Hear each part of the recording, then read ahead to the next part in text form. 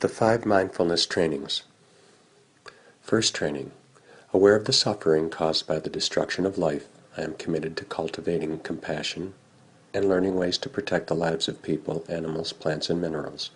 I am determined not to kill, not to let others kill, and not to condone any act of killing in the world, in my thinking, and in my way of life. Second training. Aware of the suffering caused by exploitation, social injustice, stealing, and oppression, I am committed to cultivate loving kindness and learn ways to work for the well-being of people, animals, plants, and minerals. I am committed to practice generosity by sharing my time, energy, and material resources with those who are in real need. I am determined not to steal and not to possess anything that should belong to others. I will respect the property of others, but I will prevent others from profiting from human suffering or the suffering of other species on earth. Third training. Aware of the suffering caused by sexual misconduct, I am committed to cultivate responsibility and learn ways to protect the safety and integrity of individuals, couples, families, and society. I am determined not to engage in sexual relations without love and a long-term commitment. To preserve the happiness of myself and others, I am determined to respect my commitments and the commitments of others. I will do everything in my power to protect children from sexual abuse and to prevent couples and families from being broken by sexual misconduct. Fourth training. Aware of the suffering caused by unmindful speech and the inability to listen to others, I am committed to cultivate loving speech and deep listening in order to bring joy and happiness to others and relieve others of their suffering. Knowing that words can create happiness or suffering, I am committed to learn to speak truthfully with words that inspire self-confidence, joy, and hope. I am determined not to spread news that I do not know to be certain, and not to criticize or condemn things of which I am not sure. I will refrain from uttering words that can cause division or discord, or that can cause the family or the community to break. I will make all efforts to reconcile and resolve all conflicts, however small. Fifth training. Aware of the suffering caused by unmindful consumption, I am committed to cultivate good health, both physical and mental, for myself, my family, and my society, by practicing mindful eating, drinking, and consuming. I am committed to ingest only items that preserve peace, well-being, and joy in my body, in my consciousness, and in the collective body and consciousness of my family and society. I am determined not to use alcohol or any other intoxicant, or to ingest foods or other items that contain toxins such as certain TV programs, magazines, books, films, and conversations. I am aware that to damage my body or my consciousness with these poisons is to betray my ancestors, my parents, my society, and future generations. I will work to transform violence, fear, anger, and confusion in myself and in society by practicing a diet for myself and for society. I understand that a proper diet is crucial for self-transformation and for the transformation of society. The Noble Eightfold Path. 1. Right view. The Four Noble Truths. The truth about suffering is that it exists. Life is suffering. Birth, aging, and dying is suffering. Our reaching into the world of dreams, our desire to fulfill what cannot be fulfilled, is what brings us our suffering. Only when we have broken the mirrors of illusion can we end our suffering, and the Eightfold Path can help us to break our habits of suffering. When we are able to recognize suffering as it enters our lives, see that our own desires have brought us this pain, and understand that letting go of this desire can bring us peace, we have attained right view. 2. Right thought. Reality grows in the garden of the mind. Our world is the fruit of our thoughts that sprout from the seeds of ideas. We must therefore be discerning gardeners, looking carefully at what ideas we allow to take root within the mind. We must be able to recognize which ideas and thoughts are born of desire, and which carry the seeds of desire that causes our suffering. The seeds of suffering that take root within the mind are those of greed, ill will, hostility, denigration, dominance, envy, jealousy, hypocrisy, fraud, obstinacy, presumption, conceit, arrogance, vanity, and negligence. In Buddhism, these are known as the 15 defilements, and the Buddha realized 6 methods for removing such defilements from the mind. Restraining. Restrain from what pleases the senses but bears poison. Using. Use all that we are, all that we have. all there is to cultivate peace. Tolerating.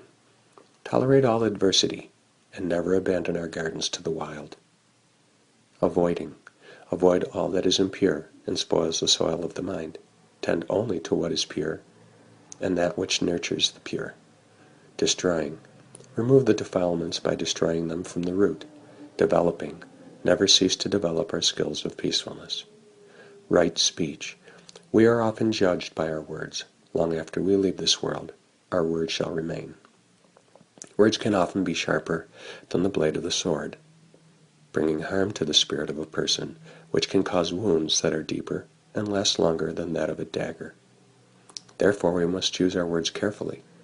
The Buddha realized 4 methods of speech that bring peace to our lives and the lives of those who surround us. Words of honesty. Speaking without truth can be a means to our end and to the end of others. Therefore honesty is always the best policy. Words of kindness. Speaking words of kindness, we will never be the cause that divides hearts or puts brother against brother.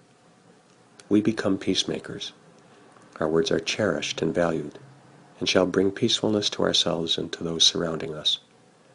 Words that are nurturing. Words that comfort rather than harm the heart shall travel to the heart and bring long-lasting peace. Words that are worthy. Speaking only what is worthy and valuable for the moment, our words will always be found sweet to the ears of others, and shall always be considered in a peaceful manner. Words of gossip, untruth, and selfishness do not return to us with peace.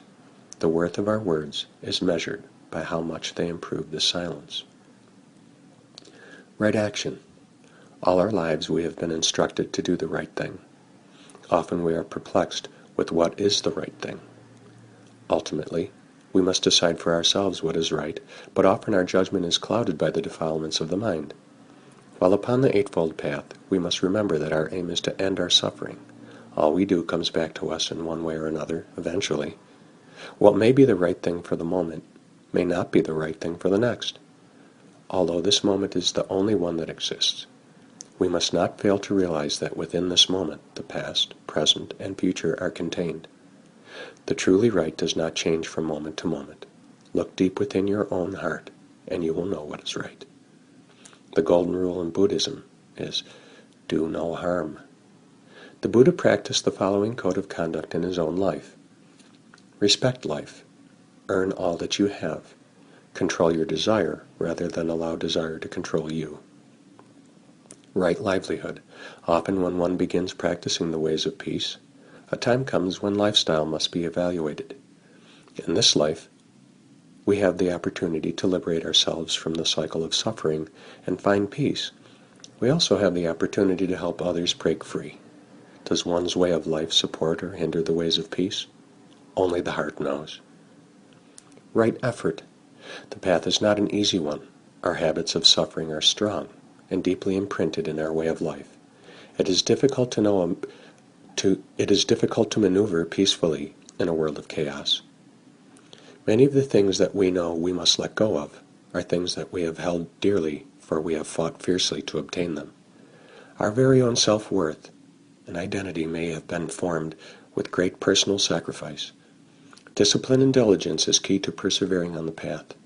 Therefore our decision to take up the path to liberation must be firm and executed with right effort.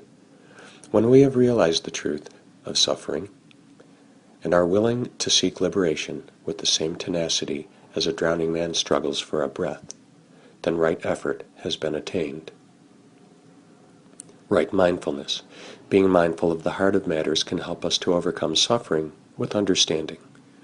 When sitting, laying, or moving, being mindful of the following 4 frames of references are said by the Buddha to help us achieve great understanding and can even help us unlock the secrets that are within our hearts. The body. Paying attention to our physical being can help us direct the mind away from the distractions of the world. Focusing on our breath, our movements, our actions, our components, and on the sheer miracle of our physical existence, we can arrive at calmness and clarity. Feelings. Paying attention to our external and internal feelings, observing their rise and fall, can help us realize their origination, development, and decline. Understanding the nature of our feelings can help us let go and break our habits of clinging. Mind. Turning the mind upon itself, observing our thoughts, can help us realize the origination and aim of our thoughts. With this understanding, we can understand the nature of the mind and overcome our thought habits of suffering. Mental qualities. Paying attention to our mental state of mind can help us recognize the five hindrances of our mentality: sensual desire, ill will, laziness, anxiety, and doubt. Observing their origination, development, and decline can help us realize how we can overcome them. By observing the origination, the components, the development, and the decline of things in regard to these frames of reference, we can find a deep understanding in the nature of ourselves, and to know our own hearts is to know the hearts of others. Right concentration. As we sail through life, the winds of desire push us towards the ocean of suffering, but the skillful stand firm in virtue at the helm, directing the rudder of the mind towards peace. Single-minded concentration on the path to peace, the Eightfold path, is right concentration. It is picking yourself up when you stumble and continuing onward. It is recognizing why you have fallen astray. It is recognizing when you are about to fall. It is continuing upon the path without hesitation or doubt. It is never ceasing to develop our skill in the way. The greatest achievement is selflessness. The greatest worth is self-mastery. The greatest quality is seeking to serve others. The greatest precept is continual awareness. The greatest medicine is the emptying of everything. The greatest action is not conforming with the world's ways. The greatest magic is transmuting the passions. The greatest generosity is non-attachment. The greatest goodness is a peaceful mind. The greatest patience is humility. The greatest effort is not concerned with results. The greatest meditation is a mind that lets go.